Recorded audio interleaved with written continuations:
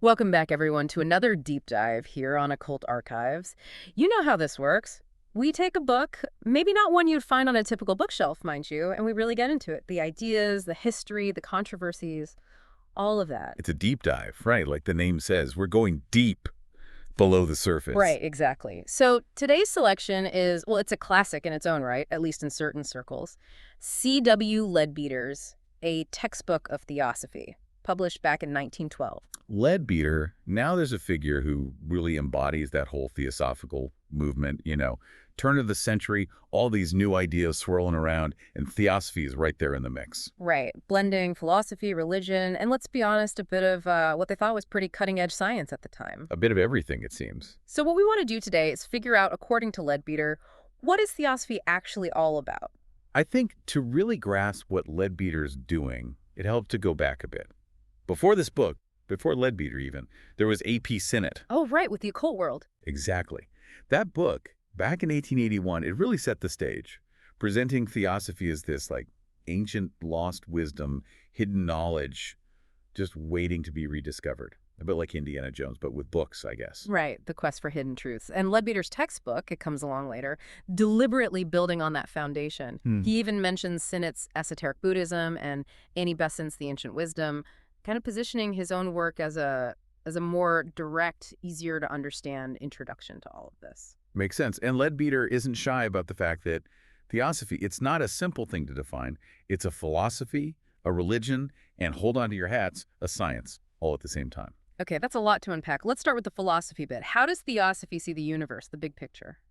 Well, philosophically, it's all about evolution, but not just the evolution we think about in biology, Darwin and all that. It's a much broader view, the evolution of everything, souls, bodies, the whole solar system, past, present, future. It's all connected, all part of this massive unfolding process. So there's a purpose to it all, not just random chaos. Okay, that's the philosophy. Now, what about the religion angle? Leadbeater himself said it wasn't a religion in itself, more like the truth underlying all religions. What does that mean? That's a central point in Theosophy, you see. It doesn't have a dogma, a set of beliefs you have to accept on faith. Instead, it focuses on the natural process of spiritual development, of evolution, and it gives you practical methods to speed that process up. So less about believing and more about doing, like a spiritual self-help guide. You could say that. It's about understanding the principles and putting them into practice in your own life. Now, where it gets really interesting, at least from our modern perspective, is the science claim. Because how can something be a science in the early 1900s that still seems pretty out there today? Yeah, science has moved on a bit since 1912. Right. But Leadbeater argues that Theosophy deals with things we can actually know through experience. It's not just speculation. He says that humanity has these hidden powers, these latent abilities that, when developed, allow you to see and investigate things beyond the normal senses. Okay, so not just sitting in an armchair and thinking about it, but actually going out and experiencing these higher realities. Right. Direct personal verification, not taking anyone's word for it. Theosophy, as they saw it, is based on these firsthand observations made by people who have developed those powers, those extra senses. They saw it as empirical, not just faith-based. That's quite a claim. Okay, let's get into the book itself. Leadbeater starts by looking at the solar system, but not in the way astronomers do. No. He sees it as a carefully designed machine, a living organism, everything perfectly organized, meticulously structured, not just a bunch of planets and stars, but a manifestation of a magnificent life. Okay, so the solar system is alive. Where do humans fit into this cosmic machine? Leadbeater says we're just a small part of it, but the part we're obviously most interested in. And Theosophy takes a very detailed look at humanity, where we are now, how we got here, and where we're going. So, a small part, but an important one. Now, when we look at ourselves through these developed faculties, as Leadbeater calls them, what do we really see? What is a human being? This is where a really fundamental theosophical idea comes in. Leadbeater says that we don't have a soul, we are a soul, and we have a body. Several bodies, in fact. Several, like more than just the physical one. Right. These are vehicles, instruments that the soul uses to interact with different worlds, different planes of existence. And here's the thing. These worlds, they're not off somewhere else in space. They're all right here, right now. So like different dimensions existing at the same time and place. That's a good way to think about it. They're interpenetrating. Leadbeater lists 7. The divine, the monadic, the spiritual, the intuitional, the mental, the emotional or astral, and the physical. They're not spatially separate, but represent different levels of density. Okay, so we're normally only aware of the physical, the densest level. Exactly. But we can sometimes get glimpses of these other worlds, like in dreams or trance states. So what happens when we die in this multi-layered reality? Death, in Theosophy, is simply shedding the physical body. It's like taking off a coat, Leadbeater says. It has no more effect on the soul than that. The soul, the real you, is on a higher level and keeps going. A transition, not an end. And Leadbeater is very insistent that this isn't just theory. It's based on what he calls observation and experiment in these other realms. That's key for Theosophy, direct knowledge. Now, moving beyond the individual, there's also this idea of a guiding intelligence, a force behind the world's evolution. Right, he talks about perfected men and the possibility of learning from them, this whole idea of a hierarchy. So Theosophy says there are these highly evolved beings called adepts. They've transcended normal human limitations. They have great wisdom and power. And there's this organized hierarchy of these adepts that guides the world's progress. A sort of hidden government of super beings. You can see it that way. And Leadbeater says this hierarchy guarantees that ultimately final failure is impossible. So there's an underlying order, a positive direction to everything, even if we don't always see it. And how does this hierarchy operate here on Earth? Well, it's represented by a high-ranking official, like a planetary ruler. And under this official are, let's call them ministers, different departments responsible for different things, race evolution, and very importantly, religion and education. Leadbeater says that all the great spiritual teachers, all the major religions, come from this department of religion and education. So those figures we see as prophets or founders, they were actually part of this organized system. That's the theosophical view. And initially, these high-ranking officials were provided from outside, beings from more advanced levels coming down to help. But the goal is to eventually have trained humans who have reached adept level, take on these roles. Okay, so what makes an adept? What are we talking about here? An adept is someone who has achieved the highest level of normal human evolution. They're incredibly good, wise, and powerful. They've completed the plan for this particular age, but their evolution doesn't stop there. It keeps going. He also uses the term Great White Brotherhood. Is that the same thing as the hierarchy? It often refers to the same group, this collection of highly evolved adepts guiding the world. It's not necessarily a physical organization. They could be anywhere, but they're connected, communicating on higher levels. Working behind the scenes to move things along. Right. Leadbeater says they often live normal lives, their power hidden. But anyone can attract their attention by showing genuine dedication to selfless service, helping others, not seeking personal gain. And some of these adepts take on apprentices, right? Become masters. Exactly. Masters are adepts who choose to personally guide and train individuals who are committed to this path of selfless service, helping humanity. Blavatsky, one of the founders of the Theosophical Society, she's presented as one of these apprentices. Along with Colonel Olcott, they founded the society to spread these teachings, and then Sinnett came along and made them more accessible to the West. Right. Sinnett's books, The Occult World and Esoteric Buddhism, they really popularized theosophical ideas. Leadbeater even says he first encountered these teachings through Sinnett before meeting both him and Blavatsky later on. There's a story Leadbeater tells about asking Blavatsky how to progress further on this path. What did she say? She said that other students could become apprentices of the masters like she had, but they had to show they were worthy through selfless work, helping others, and also through this unwavering focus, this one-pointedness in their dedication. One of the masters is quoted as saying, "To succeed, you have to leave your world and come into ours." Leave your world. That sounds pretty intense. It's about a total change in priorities, letting go of material concerns and dedicating yourself to something bigger. Blavatsky also warned it wouldn't be easy. Misunderstandings, criticism, lots of hard work. But the reward, she said, was guaranteed for those who persevered. Okay, so we've got this guiding hierarchy, the potential for individuals to progress. And now let's move on to how Theosophy sees the origins of the universe itself. Leadbeater calls it occult cosmogony. Right, and he starts by admitting that the absolute beginning, if there even is one, is beyond human comprehension. But at the earliest point we can grasp, we see the duality of spirit and matter already at play, the fundamental building blocks, you could say. And he redefines matter, doesn't he? It's not what we typically think. Yeah, Theosophy says that force and matter, as we understand them, are actually just two forms of the same thing, spirit. They're different expressions of this underlying reality. And the real foundational matter, it's beyond our senses. Leadbeater even quotes a French scientist and mentions a theory by Professor Osborne Reynolds that supports this idea. That matter as we perceive it is like an illusion. Exactly. It's an illusion created by something more fundamental, something more energetic. And Leadbeater identifies this ultimate root matter as the ether of space, sometimes called koilon. And this ether, it's everywhere, but it's not empty. Right. It seems empty to us, but Theosophy says it's actually incredibly dense, far denser than anything we know. Reynolds, the scientist Leadbeater cites, gave some mind-boggling figures for its density and pressure. But you can only perceive this ether with highly developed clairvoyant vision. So how does this incredibly dense yet seemingly empty ether become the universe we see? Well, the theory goes like this. A great being, even beyond our solar deity, initiates creation. This being pours spirit or force into a section of this ether, and this creates countless tiny spherical bubbles. Bubbles. These are the ultimate atoms, the building blocks of everything. Not the atoms we know from chemistry, but something much more fundamental. Our physical atoms are actually vast collections of these bubbles. Okay, so the universe is made of bubbles. Now, how does our solar system form from this? The solar deity comes in. It defines a huge sphere, much bigger than our solar system, and creates this massive vortex. This vortex draws in all these etheric bubbles, creating a central mass, a nebula. Like a cosmic whirlpool? Sort of, yeah. Then, the deity sends out 7 impulses of force into this swirling nebula. Each impulse makes the bubbles group together in specific ways, creating 7 distinct worlds of matter. Each world has a different density, but they all exist within the same space. 7 worlds in the same space. That sounds familiar. Right, it goes back to the idea of our multiple bodies existing simultaneously.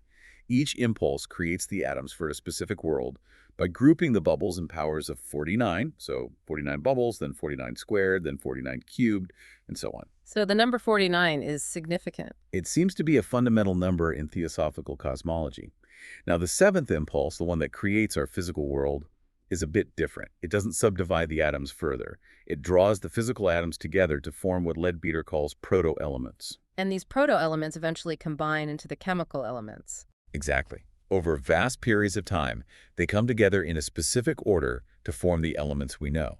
Leadbeater actually refers to the work of Sir William Crookes, a chemist who is exploring the idea of the genesis of elements. And he even suggests that there might be elements more complex than uranium, which was the most complex element known at the time. Pushing the boundaries of science even back then. So just to recap, what are the 7 worlds? From the most subtle to the densest.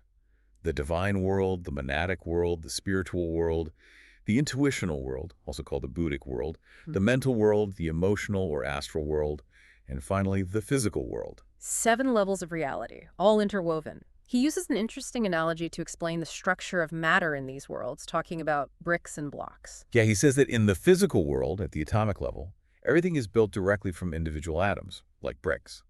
But in the lower subdivisions, the molecular level, atoms first combine into molecules, like blocks, and then these blocks are used to build larger structures. And what about the terms astral world and mental world when we're talking about our planet specifically? He clarifies that in that context, the astral world refers to Earth's astral counterpart, extending out a bit less than the moon's orbit.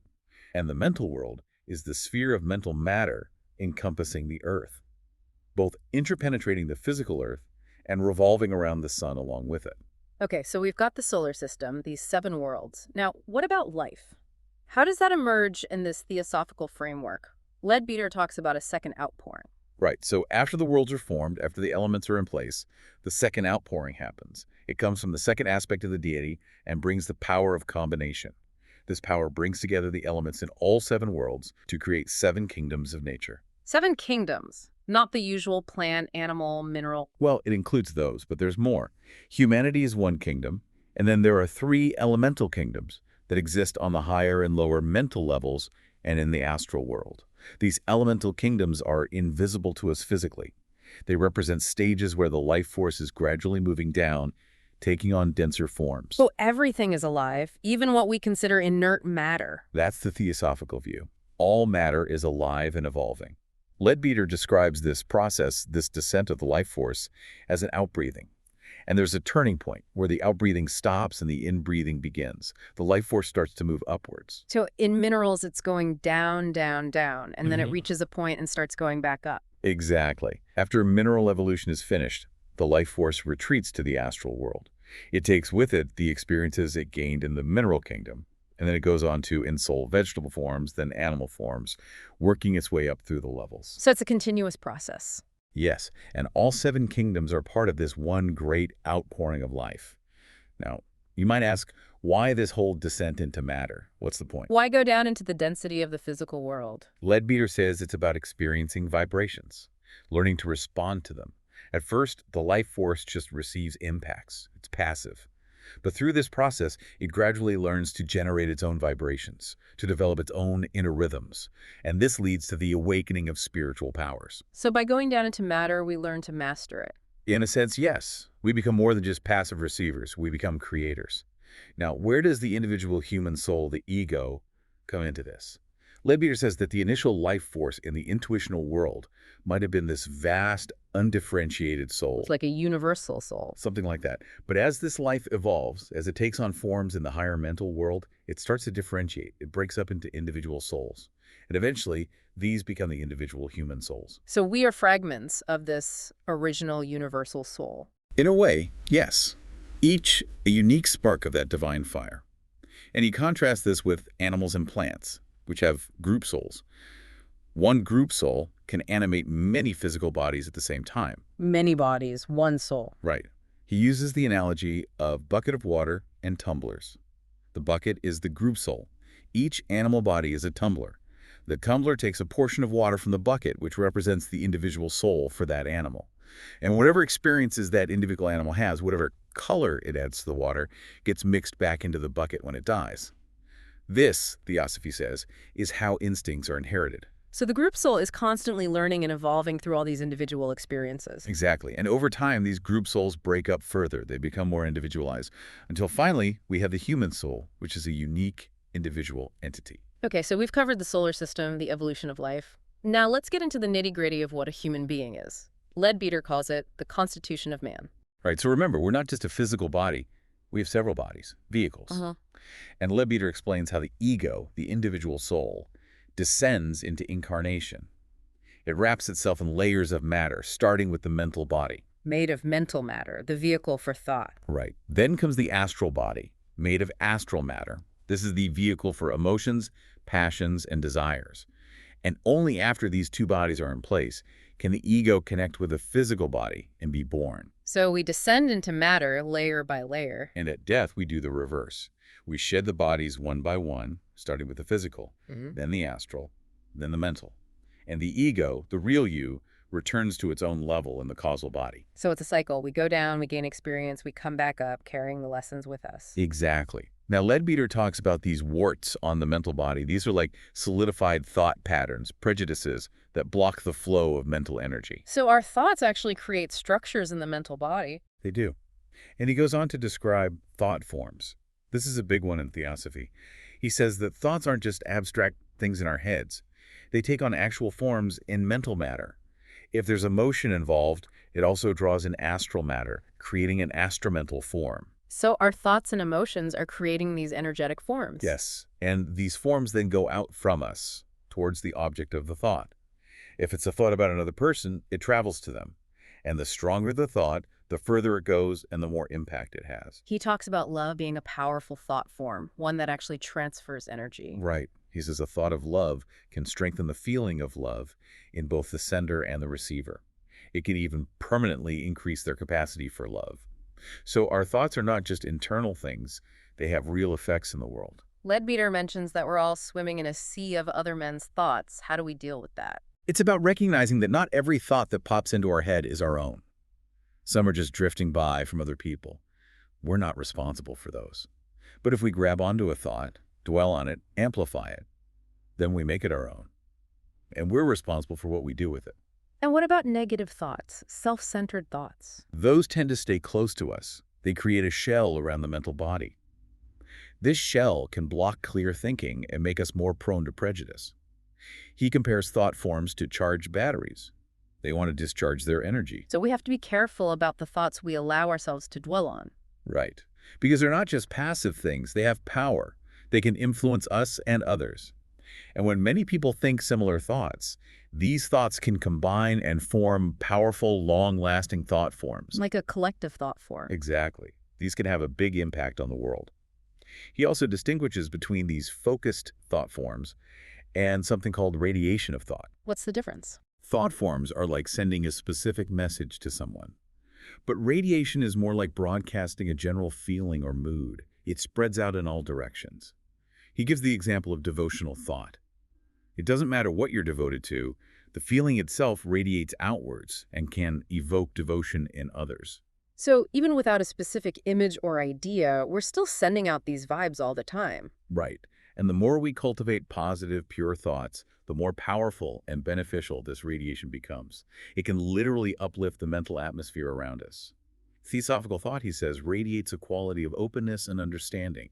And when we combine thought with strong feeling, it creates thought forms that have an impact on both the mental and the astral worlds. Okay, so our thoughts are powerful things, both individually and collectively. Now let's move on to what happens after death, what Leadbeater calls the after-death states. Right, so death, as we've said, is a separation from the physical body. The ego, clothed in the astral body, then goes through a period of astral life. This lasts until the energy from all the emotions and desires from the physical life is exhausted. And then there's a second death. Exactly.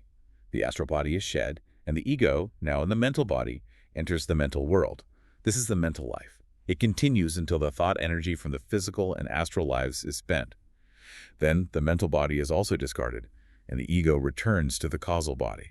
He connects these post-death states to purgatory and heaven, but they're not quite the same, are they? No, the theosophical view is a bit different. He equates the astral life to purgatory. It's a time of confronting unresolved desires, dealing with the consequences of negative emotions. So it's not a literal place. No, it's a state of consciousness. You create it yourself based on your attachments. And the mental life, because it's predominantly about higher unselfish thoughts, is likened to heaven, a state of peace and happiness. But importantly, Theosophy says there's no eternal hell. So neither state is permanent. No. Theosophy says a finite cause, like a single lifetime, can't have an infinite effect. The duration of these states depends on your level of development and the kind of life you lived. It can be short, or it can last centuries. Leadbeater describes a kind of conflict between the ego and the life force that animates the astral and mental bodies. Yeah, there's this inherent difference in their evolutionary direction. The life force in those bodies is still on a downward path.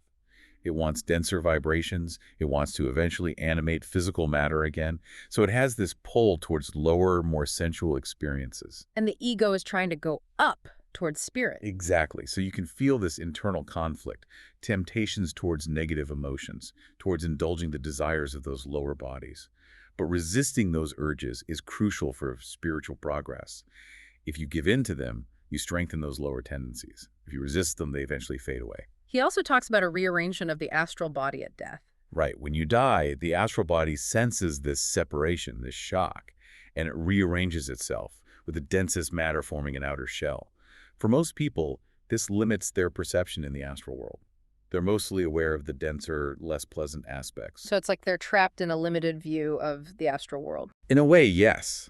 But those who have prepared themselves, those who have refined their astral nature during life, they can avoid this rearrangement. They can see the whole astral world. So preparation is key, even for death. Definitely. He also points out that the astral world is a busy place. It's not just dead people.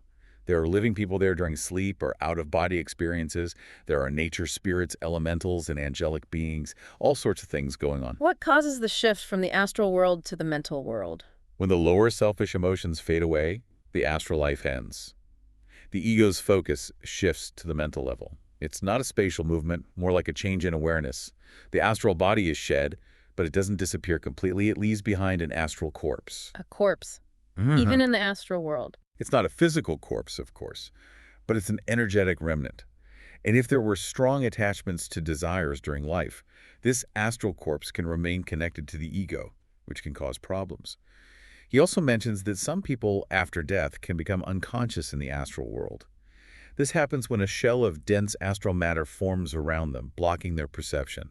It eventually fades, but it can be a confusing, disorienting experience. So death is not always a straightforward process. No, it's complex. He even mentions people who cling to their etheric double, the subtle energy body that's connected to the physical body. They get stuck between the worlds. Now let's talk about the heaven life, the mental world. What's that like? The average person, when they enter the mental world, finds themselves surrounded by their own higher, more unselfish thoughts. These thoughts create a kind of shell, a comforting environment. And this shell allows them to resonate with the higher vibrations of the mental world. They can access this infinite source of knowledge and bliss that Theosophy calls the wealth of the heaven world. But they can only access as much as their capacity allows. He compares it to different-sized cups being filled to their brim. So everyone experiences heaven according to their own development. Exactly. They see this glorious reality through the windows created by their own thoughts. And while they're in this receptive state, they can interact with angelic beings who respond to human aspirations. And what about the relationships we have on Earth? Our affections, our devotions, do those carry over? Yes, they do. He says that love creates a thought form that connects you to the person you love. So even if they're still alive or if they've passed on, you can experience a strong connection with them in the mental world. So death doesn't sever those bonds? Not necessarily. And devotional practices, if they were sincere, they become even more powerful in the mental world because you're closer to the object of your devotion.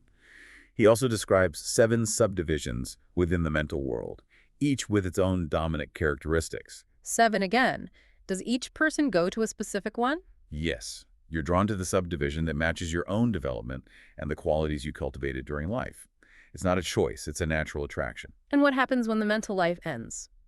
Eventually, the mental body is also shed, and the ego returns to the causal body. This is its true home. Most people at this stage still have a limited, dreamlike consciousness. But their perception is true, and it becomes clearer with each return. The causal life gets longer over time, and the individual develops a greater capacity for selfless giving. And this is what Theosophy calls the lesson of the Christ, the lesson of selfless service to humanity. And Leadbeater ends this discussion of the afterlife with this message of hope, this promise of a sublime future for everyone. But even from this blissful state, the ego eventually returns to Earth. Which brings us to reincarnation, what Leadbeater calls the school of life. Right, and he points out that for the average person, the causal life is not the main event. They're not fully conscious there yet. So there's this natural desire for the more vivid experiences of physical life. This restless desire pushes the ego towards reincarnation. So reincarnation is not a punishment. No, it's seen as a necessary part of evolution. Right. We go down into matter, we gather experience, we come back up, enriched by those experiences.